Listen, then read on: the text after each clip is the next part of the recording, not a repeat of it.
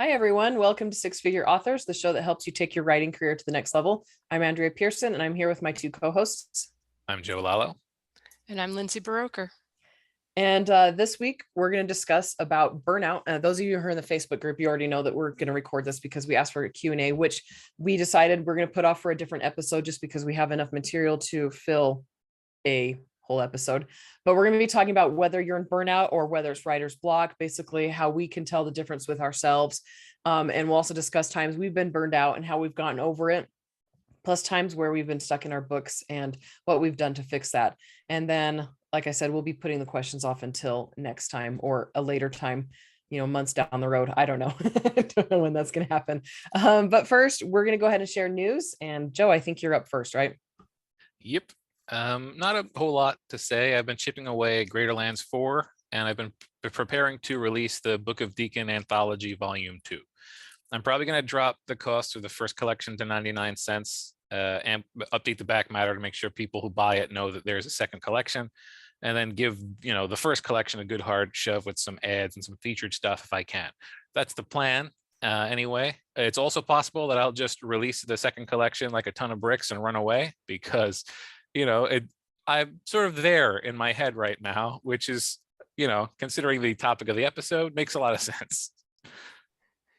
Yeah, we were just talking about how before we started recording, we're all like, or at least I'm tired today and not feeling too perky. So I guess this will be great for the episode. For my news, I successfully took a little time off. When I wrote these notes, I was ready to get rolling again, but yesterday I went cross-country skiing and it's so pretty up there. I'm like, I want to just become a hobo and take the rest of the winter off and snowboard and ski. So we'll see. I have 2 pre-orders up, so that probably won't be happening, but I'm going to try to take a little more time off going forward. I'm not the best at that, as I've talked about on previous episodes, but from a more something I actually did that you might be interested standpoint, I did a post on my website last week that is basically the title of something like, if you like Series X by me, you might try Series Y. And I may make it sticky on the front of my website for a while, or at least refer back to it when I send out newsletters now and then and social media, because I do have a list of all my novels on my site, but gosh, I think I'm up to 100 or something between my name and my pen name, not including short stories and novellas. So this was a way to just kind of direct people who want something similar to something they know they enjoyed and want to jump to another series kind of like that, instead of just guessing based on the titles and the blurbs if it'll be something they like. It definitely gets to be more of a challenge as your backlist gets larger, to keep awareness to the older books and keep them selling, and to keep the readers happy who always want more of some past series that you thought you were done with instead of the new project, although they usually try the new project and like it, hopefully. But yeah, there's my news. Awesome. I love that idea. If you like Series X, you might try Series Y, because I mean, so many readers, it's really hard to track down how many books and which books and authors written, especially when websites, like a lot of readers are like, yeah, but most authors don't keep their websites updated. So I love that idea. My readers they'll email me and they'll be like, hey, what have you written and where is it? And I'm like, okay, all right. I need to just was it you, Lindsay, that once had a book that would like listed all of the books that you'd written on Amazon that people could download for free? Was that you? I can't remember. There was a point when somebody was doing those, not the authors, and trying to throw them in KU and make money from a reading list for the authors. And they were all over for a while. I don't know. I think enough people complained. It's not a horrible idea, but it would have to be free, not 99 cents or whatever they were charging. And it would have to be put out by me, not some rando on Amazon. Yeah, you're not going to make a whole lot of money on KU pages read on something that's 5 pages long. Anyway, so I'm writing again, hallelujah. Really crossing fingers that things work out with my toddler. I got in 4,500 words today, and I'm hoping that trend continues. Really, really hoping. But I also got I landed a featured BookBub deal on a box set that is in Kindle Unlimited. That's the Mosaic Chronicles books 1 through 4. And it's my first Kindle Unlimited deal ever. So I'm really interested to see how this will play out. Like I said, it's 4 books in the series out of 10 books, and it's not for free, which is also something that I don't generally do. I've only done a couple of 99-cent BookBub deals, but it was what they accepted me at, darn it. And they've been saying no for years to the box set at free. And so it took them 3 weeks to say yes. I don't know if you guys got the email that said submit before this and this date. Well, it just took a long time. Anyway, so it's being run on January 24th, which when this goes live, it will be Monday. And I've already dropped the price to 99 cents because I don't want to run into any risks of it not happening. And I also didn't want to do a Kindle countdown deal because those are only applicable in certain regions, and the BookBub featured deal is all over the place. And I'm like, it's just easier for me to just drop the price.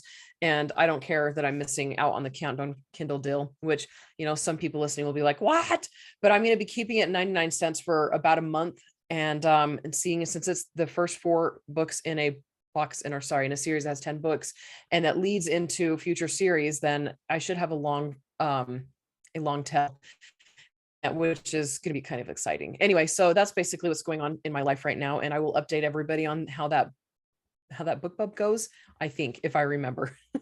Can I just add, for people who don't know, like, why you would consider the countdown deal? Because if you do a 99-cent book in it, you get the 70% royalty instead of the 35% royalty. So it is a bit of a... Oh, is that true? Yeah, that's why. Okay. But you make it, I mean, it often does seem to flub it up, or like the deals are only for UK and US. Yeah. And then you got to like go in and manually drop it to 99 cents in the other places or something. It is, you're probably wise to just, trade off, hope the page reads will cover the BookBub cost. And 99 cents, I mean, it's off of 99 cents, the 70% instead of, so that's not a huge difference, that I would be losing. If they move thousands of copies, it's thousands of dollars. This is very true. This is very, very true. I'm just going to say screw money. Just all right. But you are right. They leave it on there for like months. If you say the deal will run for months, and I always get traffic, like on the free ones, I do that. I just leave it free for a while and take the traffic, take them. They actually limited me. They only let me say that it would be 99 cents for a month. Unlike my last BookBub deal was a couple months ago, and it's still listed as free. And so the 99 cents one, they were like, they grayed out the calendar past a certain point. I was like, oh, okay, interesting. Okay, good to know. Anyway, okay, so we're going to go ahead and get into the meat of the topic today, burnout and writer's block. And we all shared different, Lindsay got super scientific with her definitions of writer's block and burnout. And I just shared my personal thoughts. And then I think Joe also did that. But for me, burnout, and this is just basically based on my own experience, and I'll talk a lot about my major burnout later, but it's completely unable to function where books and writing in the business is concerned. It goes beyond stumped, discouraged, etc. It doesn't always have to be because of something big in the business. It could be that you have so many things pressing on you that something small triggers a burnout. But so that's my basic definition. And that was not very long. So Lindsay, there you go. Well, I just went and looked on Google. That's how scientific I was, because I was like, well, I feel like most people who have burnout can still function, and that, maybe not to their full ability, but that was my thinking. But so I grabbed World Health Organization's, theirs is what came up near the top. And they say burnout is a syndrome conceptualized as resulting from chronic workplace stress that has not been successfully managed. It is characterized by 3 dimensions: feelings of energy depletion or exhaustion, increased mental distance from one's job, or feelings of negativism or cynicism related to one's job, and reduced professional efficacy. They do like their vocabulary words at the WHO. Burnout refers specifically to phenomena in the occupational context and should not be applied to describe experiences in other areas of life.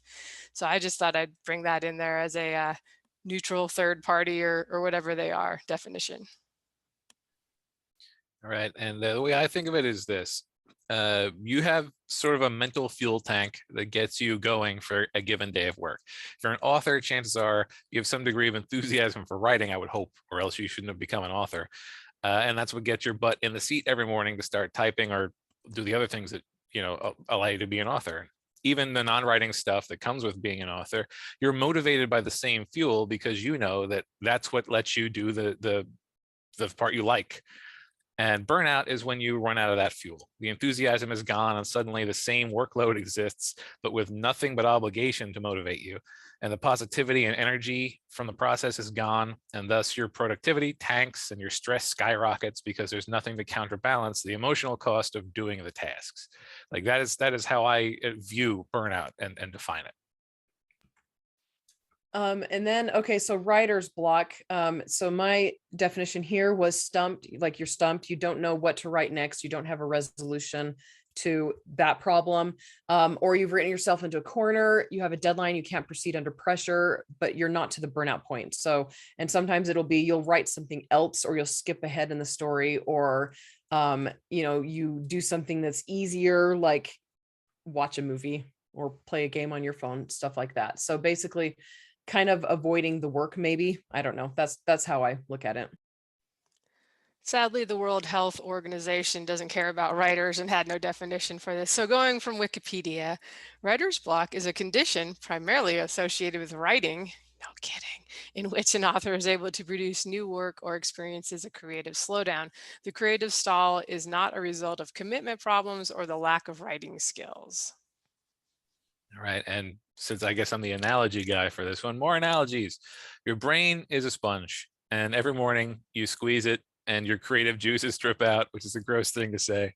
But writer's block is when you squeeze a sponge and nothing comes out. There could be any number of reasons why. Maybe you forgot to dunk it in the bucket of inspiration. Maybe the bucket is empty. That would sort of be burnout, which in this case, I suppose means that the bucket was full of emotional fuel, if I'm trying to continue the metaphor. Maybe you don't have time or motivation to really give it a good squeeze. This is something that I've tried to explain to family members. If you're digging a hole or building a wall or writing lines of code, you can just put the work in and eventually get to the conclusion. In a creative pursuit, you can't just crank out creativity. There's no plot points per calorie calculation where you just put in the effort and reach the end. You solve your plot problem. Some days the muse just won't oblige. And that's what writer's block is, in my view. Yeah, I like that. There's no plot points per calorie. I'm like, dang it, if only there were, I would be so skinny. I wrote a question here, and I don't remember where I was going with this because I wrote it so long ago, but what if you can't write, but you're not blocked and you aren't burned out? It could be part of your writing process. So if you know what needs to happen next in the story, and I know Becca Symes talks about this, if you know what needs to happen next in the story, you're not blocked. You might be procrastinating or dealing with potentially hard or awful things in life. If you don't know where the story is going next, you might be blocked. Okay, so let's go ahead and discuss how burnout and being blocked have affected us. And I'm going to go first because my color is first. So, all right. And my color is purple for anyone who is wanting to know. I wanted it to be pink, but pink was too light. And I'm still bitter 2 years later that it can't be pink. Anyway, okay. So have you ever experienced true burnout? What were the circumstances around the event? And yes, I have. And I honestly thought I'd experienced burnout before this, but after experiencing true burnout, I was like, whoa, okay. So what I was experiencing wasn't even close to burnout, at least not for me. So this experience I'm going to talk about was me hitting complete rock bottom. And it's so sad because it started when we started the podcast, which was really difficult because I was like, I really want to be teaching people, but I don't want to be an author right now. So, which is really, really sad, right? So in 2019, everything in my life combined against me, and my stress reached a huge pinnacle. So our then 7-month-old baby was super, super sick. He was throwing up multiple times a day and he was losing weight. He caught every single bug he was exposed to. He had huge allergic reactions to pretty much everything we fed him, and we had no idea what to do with him. So it took us with the doctor a few months, but the doctor ended up quarantining us until he was a year old, which was the start of COVID, which sucked, and had us put him back on only the expensive German formula we were importing because he couldn't have any American formulas. Things were really, really hard on the home front. My 4-year-old was having night terrors, and our oldest was supposed to be getting homeschooled in 1st grade. And Nolan and I, we were only sleeping like 2, sometimes 3 hours a night, and hadn't had much more sleep than that since before the baby was born. And he didn't start sleeping through the night until he was 2 years old, which totally sucked. Like he would wake up 3-4 times at night, and nothing we did fix that. It took us going to Hawaii. I should go to Hawaii anytime I can't get a baby to sleep through the night. But so that's the personal side of things. So the business side, I was seeing a big decline in royalties due to not having released anything in a while because I couldn't write while I was super sick while pregnant. Then having a newborn, I couldn't write again. I took a break from writing. So for all of that, and then I took an even bigger break after that because I wanted to have a huge launch for the Shadow Hunter, which is the first book in my Midnight Chronicles. And I was like, I want this to be a really big launch, you know, and I really wanted to go huge. And so I put a lot of time planning it and everything. And so I put off publishing for a very long time to make it so that that book launch went well. And I spent a ton of money on it. I made a lot of marketing mistakes, mostly the book covers, but also trends I pushed for in the book, like romantic fantasy told from the viewpoint of a dude who is in a super angsty, dark situation. And my core readers were not in love with the shift in tone for my other books. The book launch flopped completely. I had pre-orders set up for the next few books in the series, but the discouragement from that lack of success on that book and the stress of my personal life and the stress of those deadlines almost killed me. Like I couldn't function where the business was concerned at all. The only thing I did was our podcast. And my assistant, I'm not joking, my assistant basically ran the business for me. I mean, I couldn't even make myself check royalties. I couldn't make myself email my newsletter list. I couldn't do anything. Even if just one thing on that list had been somewhat different, my burnout wouldn't have happened because I can handle books that don't do well. The vast majority of the books I've written haven't been huge bestsellers, and I can handle personal stress. I mean, I've had kids and pressures on the home front for almost my entire author career. And then I can handle spending money that I don't make back, but all things combined, and I got seriously fried. I decided I wouldn't ever write again, which I don't know that I've even told Lindsay and Joe this, but I decided I was done. I was like, I am done. And for a whole year I didn't. And did I feel weird being on a podcast that talked about successful authorship stuff?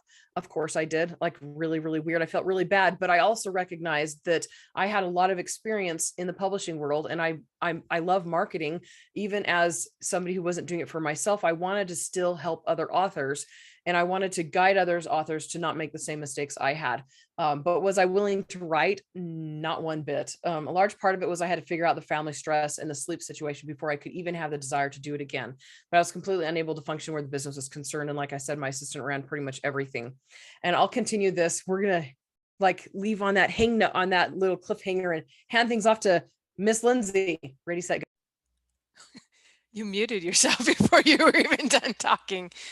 Well, I think everybody that's had a lot of stress in life is going to be able to identify with that. It's like it'd be weird if you were doing great with all that going on, you know, like, wow, she's a machine. But I would say with me, I tend to always compare everything to like when I was like 19 and joined the Army and I got through my training and I realized, wow, I am not doing at all what I thought I had signed up for. And you're stuck. You signed that 4-year contract, you cannot get out. So that was a really hard time for me. I really, as an introvert, you know, is like, looking back, I can see it as kind of a positive learning experience. If nothing else, it gives me perspective with other things I go through, like burnout as an author. Because I'm, you know, I can still be like, well, I'm getting to write the make-up stories and write for a living. So this is the most amazing job ever. Anything sitting at home, you know, making my own schedule. I'm like, wow, I got to just keep that in mind sometimes. But that's not to say that I haven't felt burned out as an author. And I would say the last 2 years, I've definitely felt more detached and disinterested from the business side and the author community. I feel that I still enjoy telling stories and I want to keep writing, but I don't really want to try new marketing things or do joint promos with other authors. Or, you know, I've talked about on here for years, I'm not crazy about responding to email. You know, I don't really interested in going to conferences anymore. Like when the COVID came, I was just like, okay. I actually realized I didn't particularly want to go to whatever was the next one up. You know, and eventually I want to hire someone and have someone take over some of the admin stuff and maybe some of the marketing duties. And I've talked about that for a long time, but I am making a few more tentative plans in that direction now. It'll probably be another year or two before I really make the move. I do want to note that I know a lot of people are dealing with stuff with the COVID. The last couple of years has made things, it's a little harder to kind of get out and have a life outside of your work sometimes. It's harder to have a social life if you're someone with health issues and you want to be cautious and not just throw everything to the wind because you really don't want to get sick. And, that disruption is part of it. I think also, I think Joanna Penn was just talking about this kind of thing on her show. And I'm like, well, we're kind of in that same age, mid 40s now, where you get to deal with hormone stuff again here coming up that you dealt with as a teenager, but it's probably in the other direction and giving you less energy. And, I have definitely found that in my case, the feelings of burnout are tied more to overall health than like something inherently appealing about the work or even stressful going on in my life. Things are technically going okay. I don't have Andrea's chaos that she's dealing with over there. And I think that's actually a pretty common definition of burnout, or a common experience where things are doing okay, but maybe you're kind of getting to your 40s and 50s and it's just harder to maintain that enthusiasm. My mom does tell me it gets better again later, so we shall see, Mom. But Joe, do you want to share your experience? Sure. For me, burnout comes in two flavors. I'll go into them a little bit, but mainly it comes for me pretty frequently, and mercifully, it doesn't usually last very long. If I'm not taking care of myself, if I'm writing and putting as many hours in as I need to, well, not as I need, if I'm putting as many hours as humanly possible in without any sort of time off, after about 2 months, without any meaningful breaks, I will hit a wall. And if I'm lucky, it'll only be 2 or 3 days. Sometimes it lasts a couple of weeks, but I will just be unable to bring myself to put words on the page or do really anything else with the books. It's not a matter of not knowing what to write, because I'm an outliner. So the next 10 chapters of beats could be laid out perfectly, like to the paragraph level, but I'll just sit there for hours trying to build up the oomph to actually put anything on the page. Sometimes, even tasks besides writing, they just seem so much more important, or at least easier. So checking email turns into watching YouTube videos because I left the document, and I'll spontaneously clean my desk or rearrange my basement. I'll spend 6 hours learning to use a new program to do an incredibly unnecessary task because it felt like I was doing something, even though I couldn't write. And anything but writing or budgeting or advertising becomes my absolute priority during those periods. And then gradually I'm able to get myself back into writing, usually because I very much like writing and I start to miss it. So that's good news, I guess, that I'm going hardcore into like burnout. But to a degree, I've had longer burnouts. There was a 1 year, actually, it was when I was doing reasonably well, one of my better earning years. A full year passed without a new book, but I was working a full-time job at the time. So I didn't completely burn out. I had enough juice to get my day job done, but that absorbed everything that I had. So I just didn't have any writing in me for, again, almost a year. Well, more than a year, but including the writing of the next novel. But to a degree, I've been operating at a low level of burnout for the last 3 years straight. My enthusiasm for writing is a fraction of what it once was, and moments of inspiration and focus last for a few hours or a few days rather than the length of a novel. People who listen to the show regularly know that I tend to overshoot my word counts by like 25%. And that's because I'm getting really enthusiastic about, like, I really like the dialogue in the scene. I don't want it to end. And I've been coming closer to or undershooting my word goals during this last few years, mostly because the enthusiasm is not nearly where it was. It's not at full stop levels, but I can feel that I'm not where I was. So to a small, slow burn level, I'm sort of always burnt out for these past 3 years. So we'll talk about it more in the next sections, but it's a fact of life. It's so tough too. I mean, like, especially when your income depends on it and your livelihood and all of that. I know that probably adds to your burnout too, right? He's Yes. nodding. There we go. Sorry, I asked him right while he was drinking. That's what we do, right? Okay, so the next question is, how long did the burnout last? How did it affect your books and your royalties, your fans? What did you do to overcome it? And so the burnout for me has ended. It ended actually a year ago, which was really awesome. Like, I was just like, wow. Anyway, I'll get into that.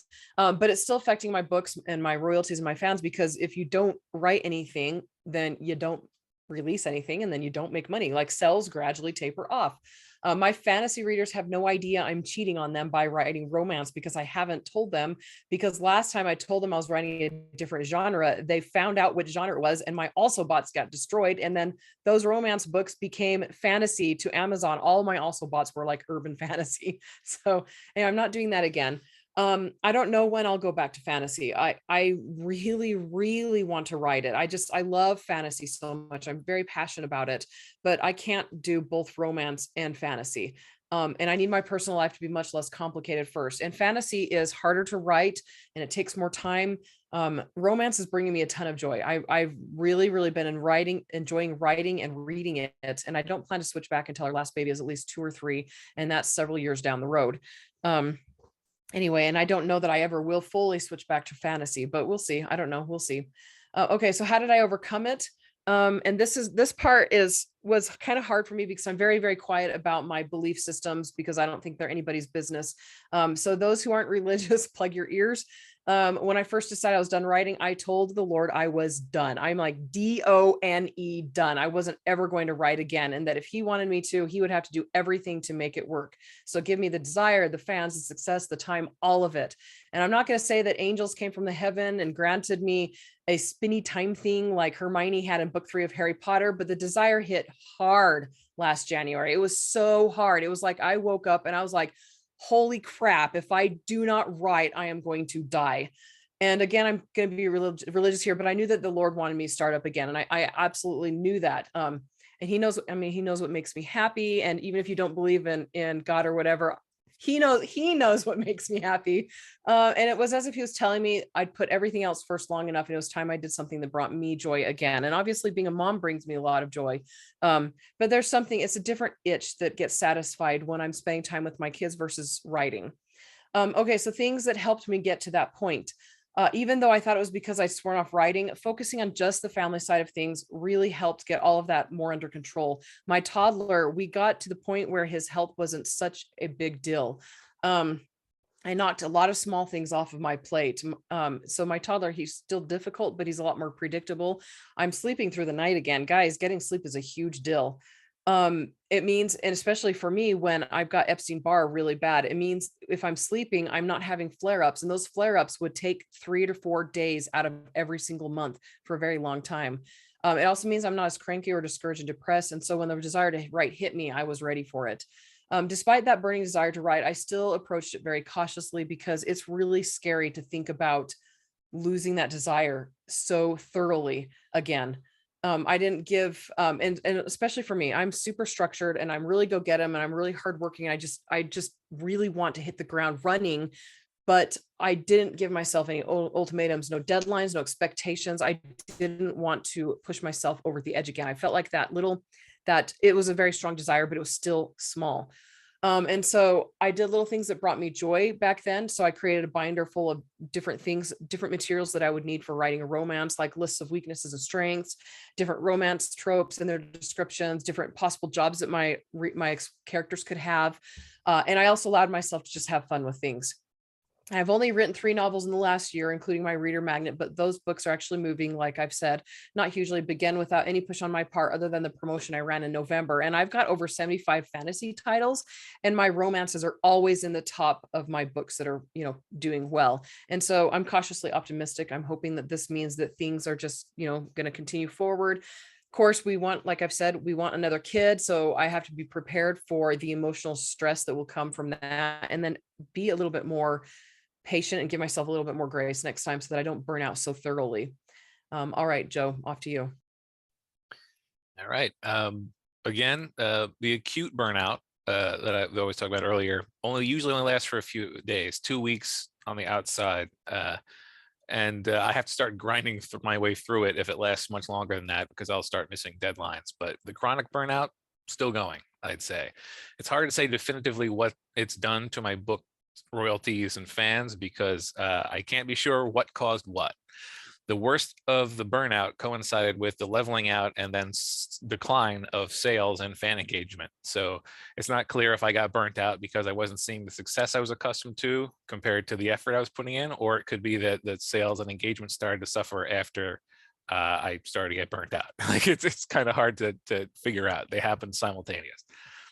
One thing that's certain is my career in the burnout era is a fraction of what it was in pre-burnout. And the more work any given piece of the business takes, the less time and motivation there is for the rest. See my complete collapse of advertising strategy here. Like that's roughly when the advertising went away, is when I was like, well, I got to get the writing done, and that something's got to give. So advertising started to slip.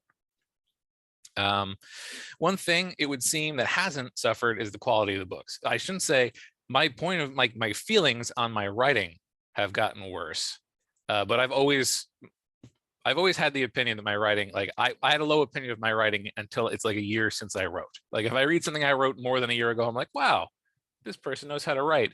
But when I'm revising a book, I'm like, oof, hopefully this is salvageable. You know, that's just how my brain works. But I was afraid that I was getting worse as a writer, but the fans have not felt that way. Like people who read the new stuff are saying, and I just had a long conversation with a fan earlier today saying how she's like, I feel as though your writing has been getting progressively better. So my chops have been getting sharper, regardless of how I feel about them. So overcoming the acute burnout, which is the stuff I've had victory over, so let's talk about that. There's a couple of techniques that I'll take. Sometimes I'll just power through, just put my butt in the chair, have the word processor on one side and the outline on the other, and just stay there until the words are done. It's not an ideal solution because it's not really improving anything. It's getting a thing off the to-do list, which decreases the anxiety in that way. It's preventing me from sliding further back, which prevents the anxiety in that way, but it's not really solving anything. It's not making a bad situation better. Sometimes putting a scene or a chapter or a novel behind me can give me a feeling of accomplishment and relief, and that will make things a little bit easier. I'm very motivated by progress, so making progress can often spark the enthusiasm to continue.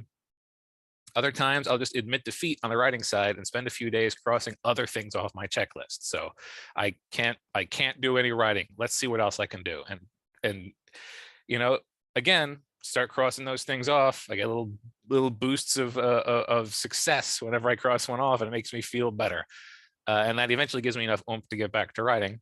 And ideally taking like a real break, an actual get your brain off of everything that you've been doing, step off the treadmill that you've been running yourself ragged on, and recovering. That's the best option, but that's an option that's not always there if you're up against deadlines.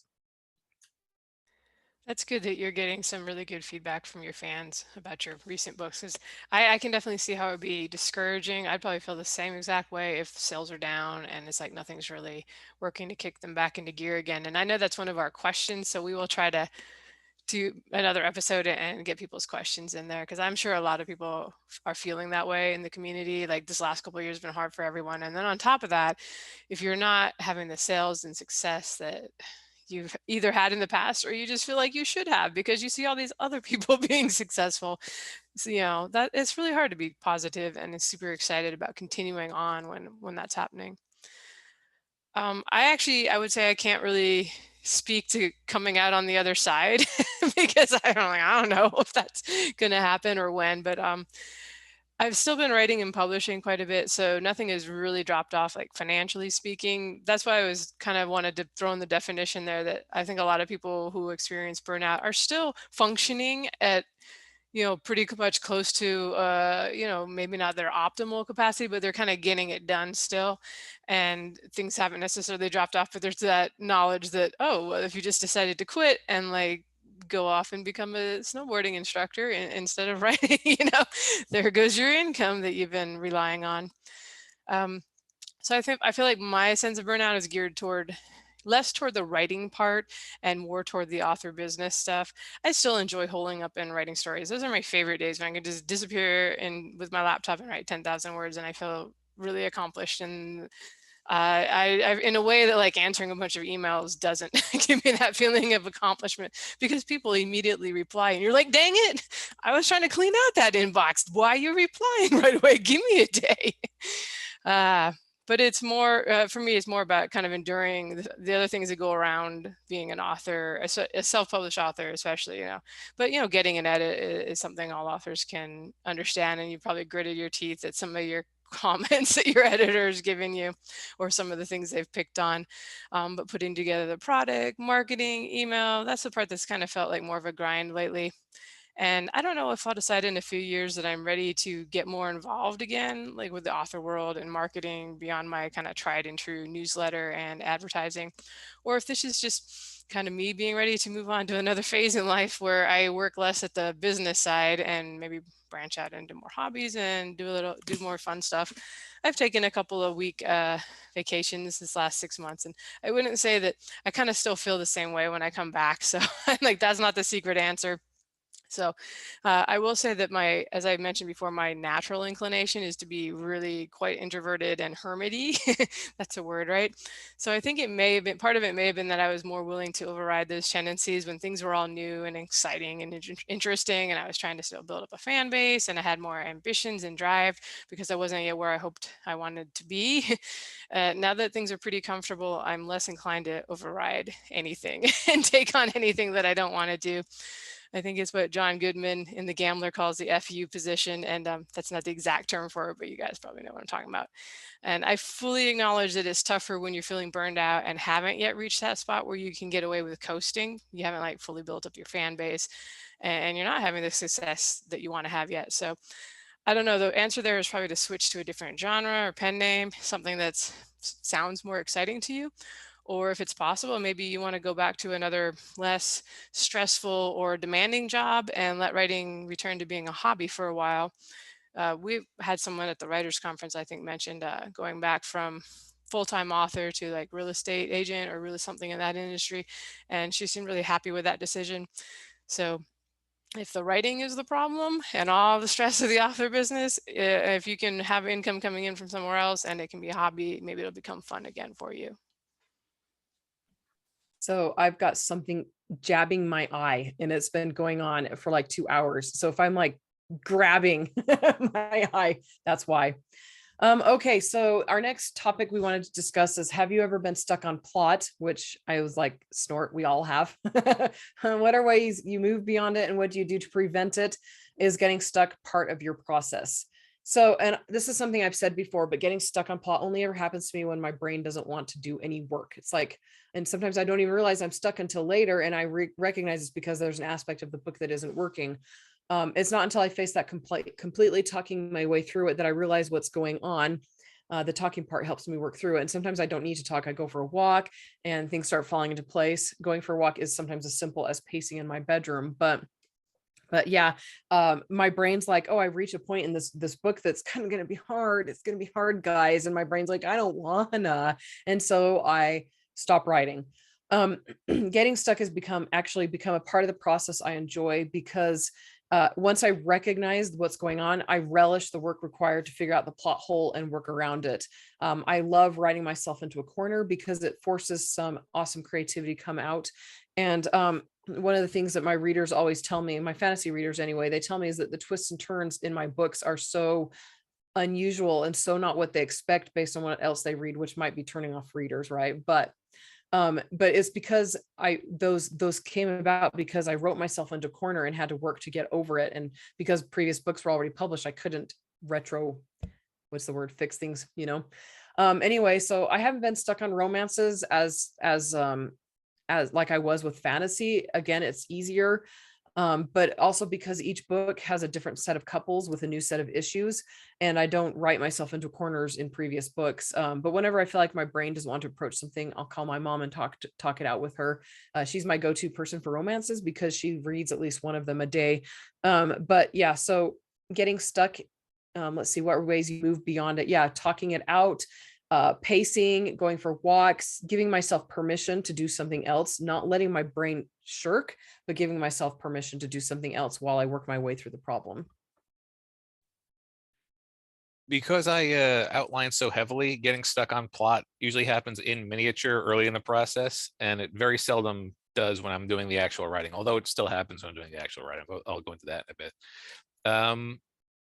So yeah, it still happens constantly during the ideation process. In the actual writing, I'll get stuck on like character or dialogue because I have 3 simultaneous plot threads in almost everything that I write. Occasionally I'll get to a point where the timing doesn't line up and I'm having a hard time finding a way to get things to line up the way I need them to. That's a common one for me. But yeah, deciding the best way an exchange should go, or the best bit of banter I can do, or whether or not this scene has got enough interesting in it to actually keep it in the book. Sometimes it just feels like I can cut that entirely, and often I do. Those are where I get stuck most often in the actual process. How do I move beyond it? A handful of methods. Method one is stand up and walk around my office and say the problem out loud.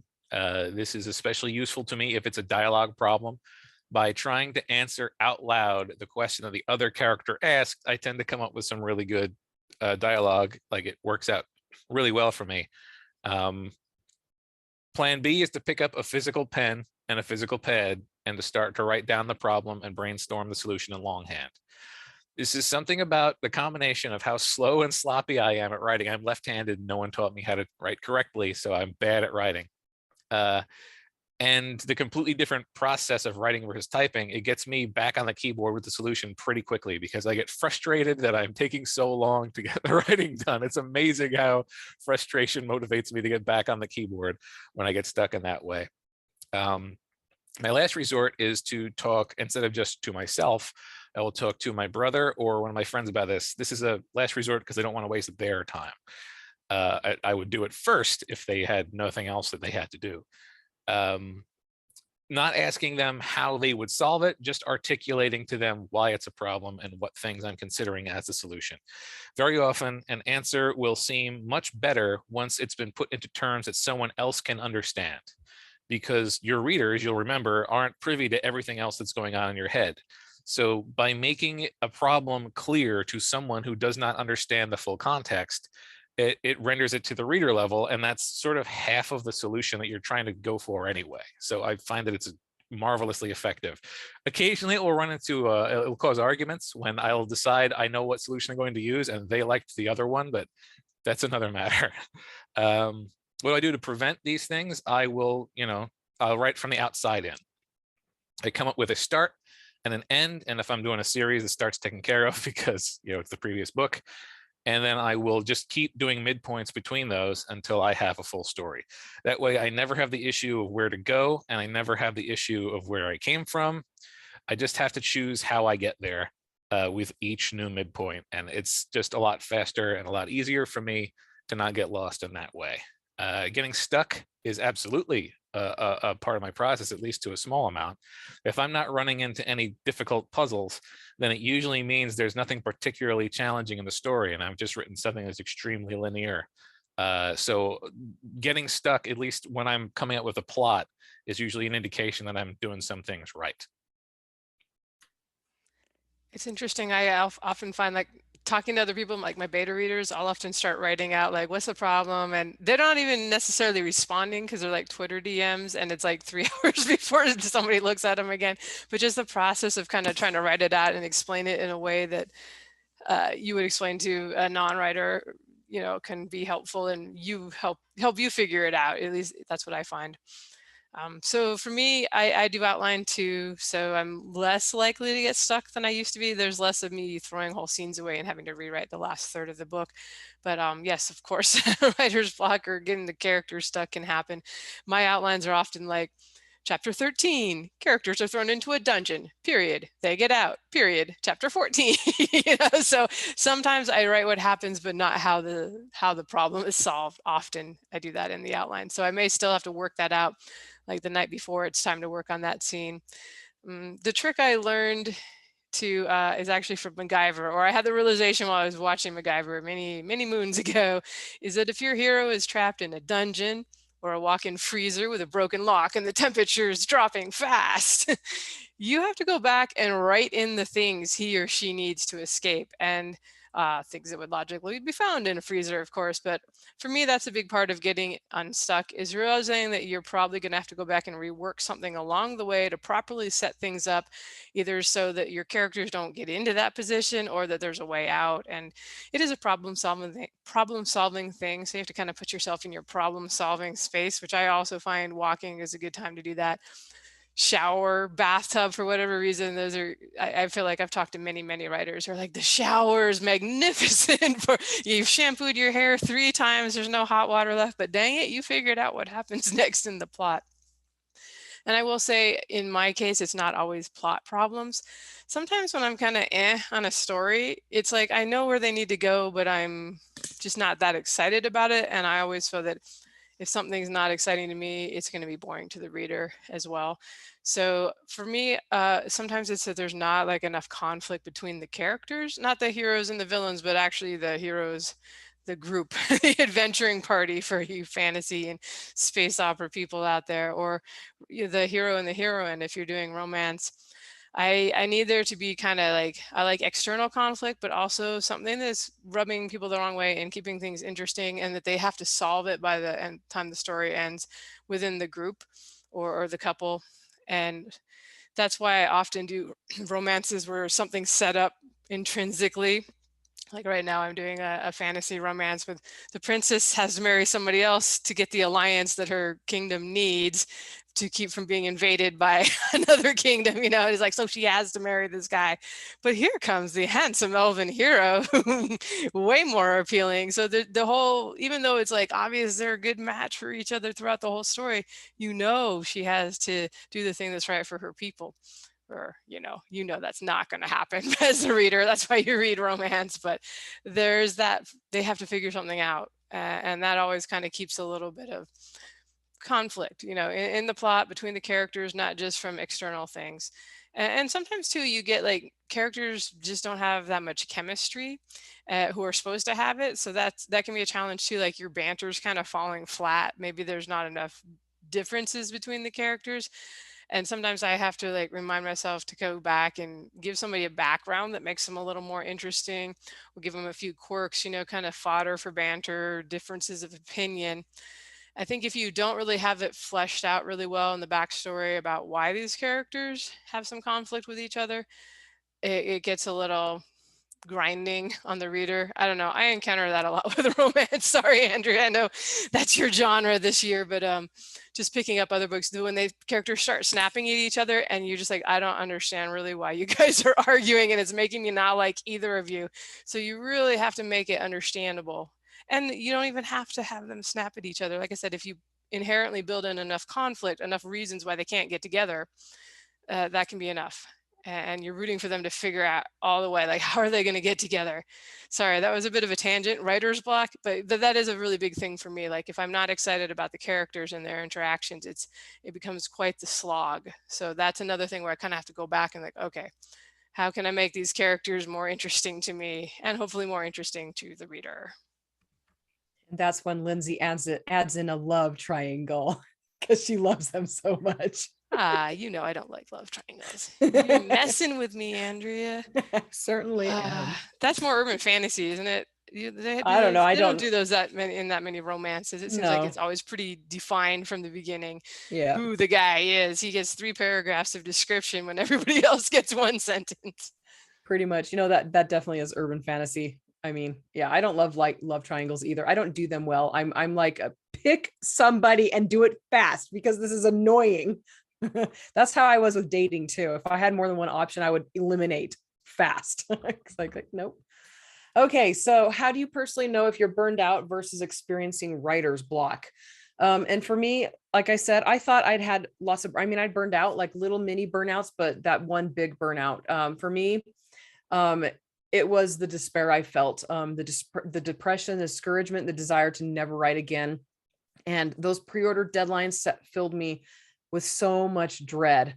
I found that if we could wrangle everything so that like the stars aligned perfectly and I was able to sit down and write, that I was able to, I'd have to wrestle like for 45 minutes to get excited again. But I found that I was still excited about writing and being an author, but it was so hard to find that time. Like it just wasn't worth it because it took me 45 minutes to get back into writing. And sometimes that was all the time I had. And then it would be like a month again before I'd have time to do that. And it was just, anyway. So, forcing myself was backfiring. Finding time to actually do anything and wanting to do anything when I knew the books wouldn't sell were obstacles I couldn't hurdle at that time. Because that series, like I said, there's no point in writing that series when it wasn't selling.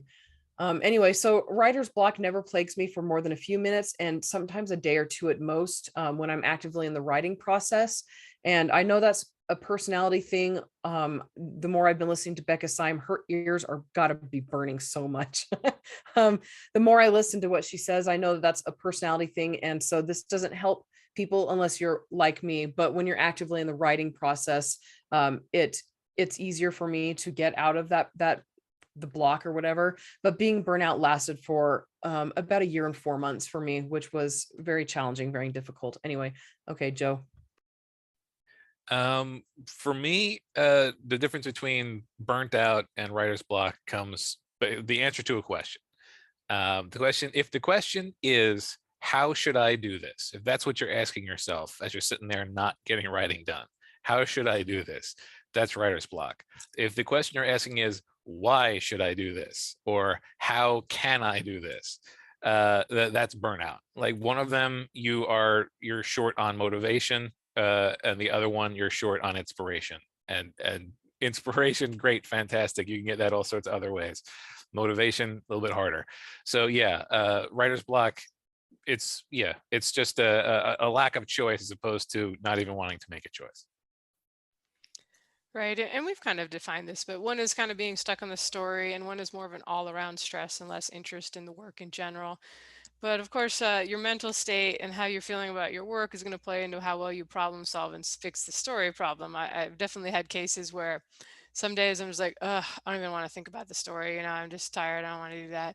And then the next day I'm feeling fresher, and like right away I solve the problem. It's like, okay, good. I can get back to writing.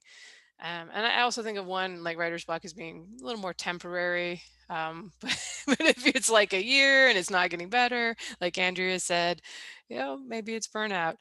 I also, if you're stuck on a story and you want to abandon it and start 3 other newer, shinier projects, yeah, it's probably just writer's block if you're still excited about other things. It's just this particular story that's got you down right now because you just, like we talked about in the last one, characters aren't meshing or you're stuck somewhere in it.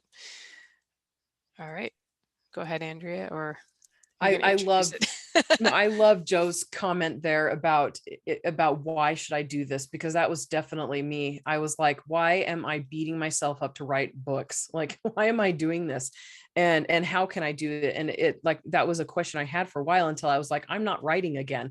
And for me, that decision to not write gave me that decision. I was like, I'm not ever going to write again, gave me permission to relax about writing. Like I canceled the pre-orders permanently. And it took me a while to get over the guilt from doing that. But then I was like, that permission to just let go and then just be, you know what, I don't need to be writing. That's part of when I started to recover, but it was a really long process. Okay. So I just wanted to yes. add, because I think we'll have some people that are doing this and relying on the income and don't have the Yes. option not Yeah. to just take a year off. And it's sort of so much of the society is married couples. It's tough. Like even if you go out and look for stuff on like how to retire, how much do we need to retire? It's always like geared towards like you had 2 incomes, you were married and you were working on it together. And I don't necessarily have an answer for those people, except we kind of talked about like maybe you need to look into, is there something else you can do for a while until the writing becomes enjoyable again?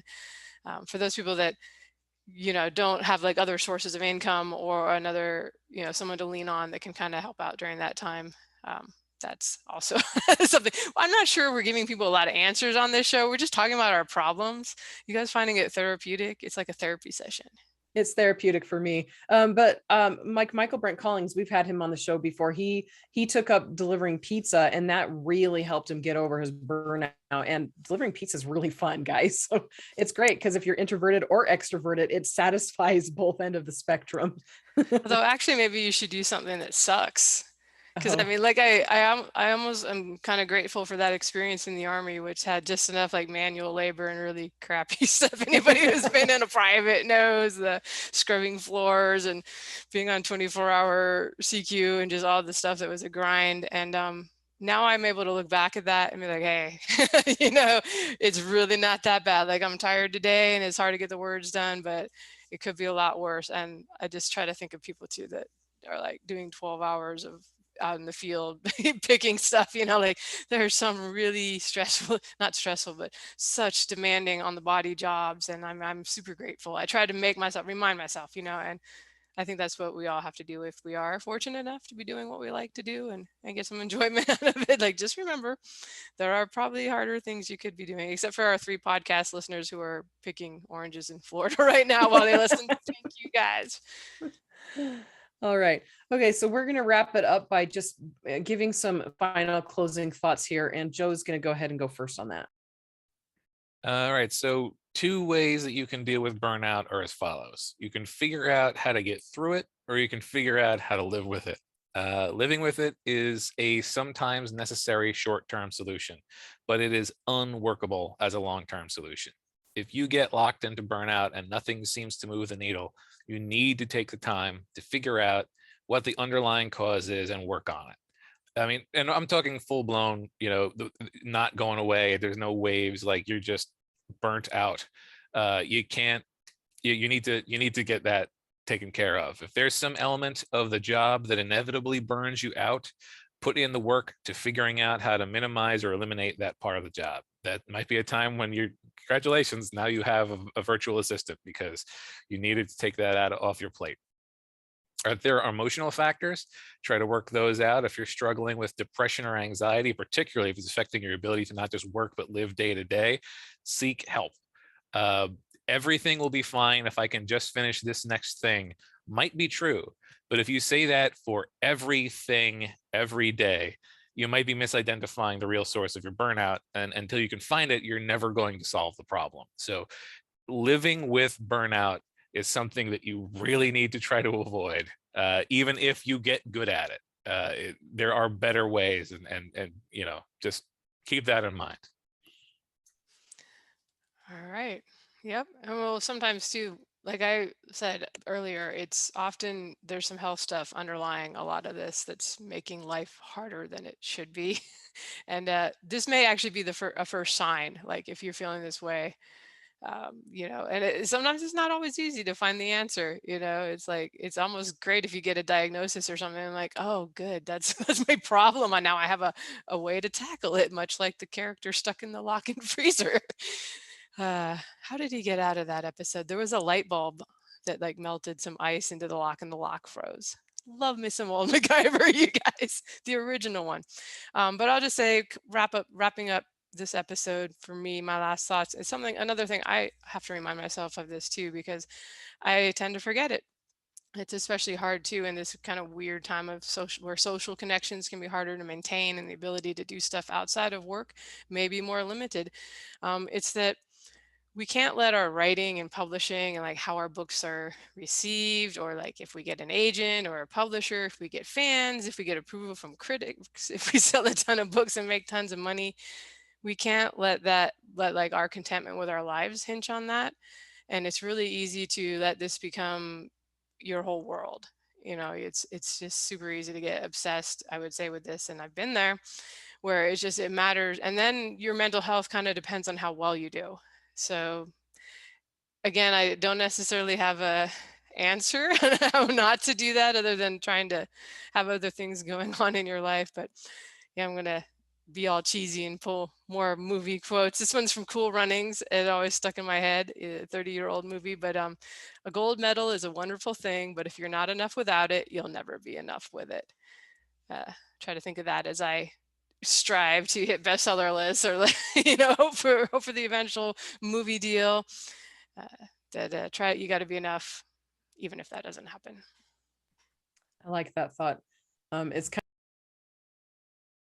And Andrea, you're muting yourself while you're being brilliant, saying brilliant things. Actually, I was like, I like that thought, but it's kind of a downer too, because you have to face that, recognize that that's the truth, and then be like, you know what? You have to come to the point where you're okay with that. And with not getting what you want necessarily, because it's not necessarily what you need that will make you happy. So my closing thought is, again, somebody's ears are going to burn. Just kind of go through phases where I'm like, this person is so great. I love Becca Syme's stuff right now. If you're dealing with any sort of writer's block or burnout, check out her videos on YouTube. I think it's called the Quick Cast. Her channel, it has a ton of ideas and ton of videos when she first started putting up videos. So go in there, go to her channel, sort by last uploaded, and she gives ideas for how to overcome burnout and based on your personality type and whether you're actually in it or not. I really wish I'd found those earlier. Her advice for my specific personality type would have helped me so very much. And like, and that's personality type based on the, you know, the Clifton strengths. And so like my activator, my achiever, my focus, like being able to knock little things off my to-do list, which is what I did in retrospect that got me over that burnout, was doing little things every day that made me feel like I was accomplishing stuff. But anyway, so go check out her video. We're going to have her on the show in the future, and looking forward to that. So yeah. Anyway, do you guys have anything else you want to say? I'm done. You unmuted yourself just for that. Hey, I'm done too. Okay. All right. Thank you everyone for listening. And you can find the show notes or leave a comment or question at sixfigureauthors.com with the number 6. Come join our Facebook group. I have a post in there and I'll pin it to the top that asks if you have any questions about burnout. And we will do an episode in the future, hopefully soon, so that it's kind of fresh in our minds. Basically based on whether your burnout, ask questions. Sorry, I think my toddler's trying to get into the office right now. So yep, that's it. I've totally lost my train of thought. Anyway, thank y'all later. Okay, goodbye. Oh my goodness. I feel like we had some mangled grammar in this episode. I caught myself saying authors be crazy or something like that once. That's why we write. Speaking is difficult. It is. It's hard. So All right. I guess bye everyone.